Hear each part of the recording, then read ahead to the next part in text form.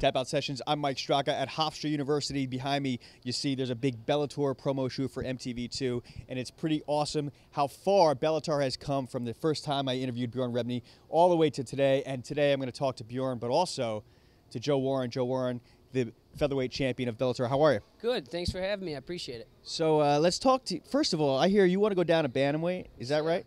That's a natural weight for me. You know, I walk around 145, so it's a career move for me, a safe career move. You know, get down, fight those studs at 135, get the belt there, and defend both belts.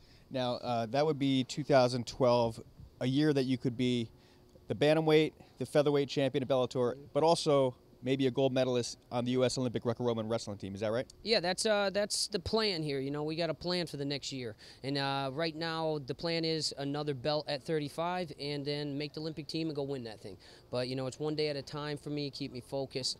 If you look too far ahead, sometimes it's rough for me. But I got a real tough fight here against Alexi Villa first, and then we'll see what happens, you know? Alexi Villa he's a Cuban wrestler, another great wrestler like yourself. But how's the transition been for you, going from being a wrestling guy, a mat guy? You know, I see your ground and pound is great. Stand up, not so great.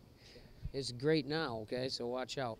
I was a wrestler, came from the Olympic Training Center, jumped directly into Japan and fought the Featherweight World Championship. I wanted to actually be a color commentator, and they said I had no credibility in fighting, so I should fight.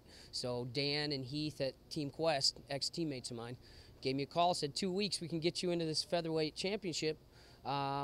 So I didn't have really any training, just wrestling. So first of all, who told you had no credibility to be a color commentator? I mean, how many fights does Joe Rogan have? Exactly, but you know, I wanted to be a better color commentator than that. Okay, so I just wanted to make sure I knew what I was doing and actually had credibility. So now that I have some belts, you know, get a few more belts and maybe stand next to him someday. You never know. Well, you ever consider doing wrestling commentary? I mean, I see Cael Sanderson doing some stuff and John Smith. Yeah, I'll probably do a lot of that, but I got a family, so it's a business for me. It's a job, so they don't usually pay the wrestling commentators very well. Well, speaking of family, you've got Xander, who's, how old is Xander? He just turned 3 last week, and I have Maddox? Yeah, I have a daughter, Maddox. She's 14 months, and my wife, Christy. I love them.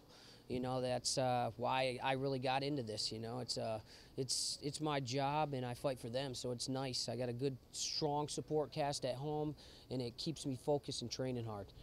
What's the difference, Joe, if you can explain to the audience, the difference between being an amateur wrestler and going for the gold in the Olympics and the World Games, things like that, to being a professional fighter? You know, it's completely two different things. You know, these are professional athletes, the best of the best Olympic level. You know, that their whole life is based around winning a gold medal for this country.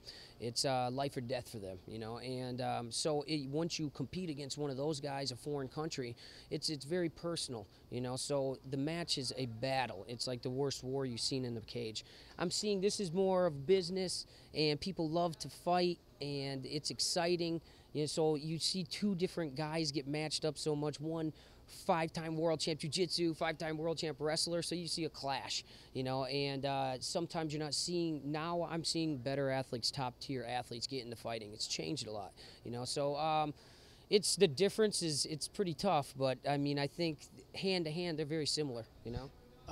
The sport's called mixed martial arts, and you know, you're a wrestler, and maybe you're learning some striking. Would you ever consider yourself a martial artist? Well, I consider myself a fighter now, okay, not a wrestler. I put too much time into this, and I'm starting to love this sport.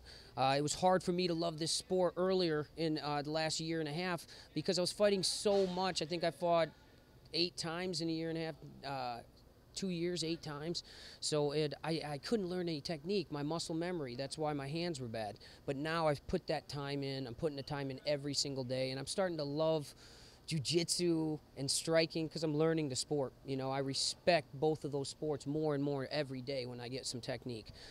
All right, you're talking about going into the Olympics. Have you been training your wrestling? Yeah, I have a home in Monument, Colorado, so it's 30 minutes from the Olympic Training Center, 30 minutes from my gym in Denver. So, yeah, I'm still in there. The best place, I think, to train in the world is at that Olympic Training Center. It's a team atmosphere, and I've been pushing real hard. Now, your next fight with Villa, are you guys going to negate each other's wrestling, you think? You know, he's a freestyler, you know, so he drops down to grab this leg right here, he might get kneed in the face. But you never know. It might negate it, but that's better for me because I have a longer reach, bigger hands, and my hands are working better. So it's going to be a war. I mean, this is a champion, you know, and I'm a champion. So we both get in there. It's going to be neither one of us like to break, but those are those situations that I'm comfortable in, you know, the war where it gets down and dirty. That's where I shine.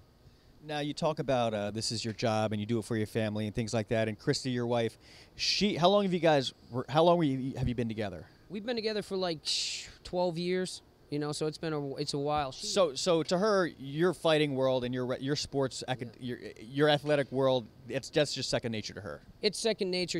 We met in college. She was older than me. She got a full-time job, a medical sales job, to support me so I could go after my Olympic gold. I wanted to win the worlds. I was focused. She believed in me, you know. So she got a job and worked hard and supported us for 6-7 years. And then now it's my turn, you know. So she's at home with the babies, and I'm beating people up for money. So that's how it goes. But to have that support structure, someone believes in you, you know, you gain ground every single day with that. How devastated were you when you didn't compete in the Olympics? You know, it was tough. I won, I don't think I lost 3 years up to that. You know, I won the Pan American Games, I won the World Cup, I won the World Championships, I won everything. So me making that team and not being able to compete, you know, it was a blow to me, but, you know, things happen, you know. I just moved through it. I get another chance now to make that team, and, you know, now I'm a fighter. Look at this, is awesome, you know. I enjoy the stage. I enjoyed fighting in Japan, stuff like that. And so not winning that gold hurt then, but made me stronger. And, you know, a champion's able to move through those bumps and keep going forward. What did you say to Christy when, you know, everything she sacrificed for you to get there? How did you reconcile that with her? Well, the reason it happened is we lost a baby right at that time, you know, and it was rough on both of us. There's not much you can say, you know. It's a mistake I made, and I dealt with it. You know, it's done and it's over with, and I get a second chance. So, you know, these are the kind of stories, folks, that you don't ever hear about fighters like you. I mean, this is some personal shit. You know what I mean? Well, you know, I mean, yeah, it's personal. I mean, fighting's personal, man.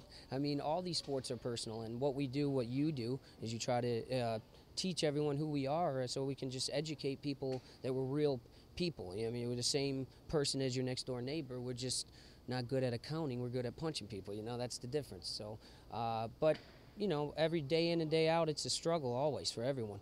It might be their job or it might be fighting. So we just try to stay positive and keep moving forward, and one day at a time, and usually it's good.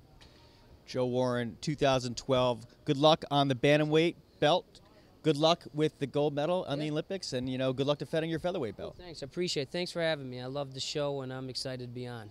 All right. This has been TapouT Sessions. Till next week, I'm Mike Straka. Enjoy the fights.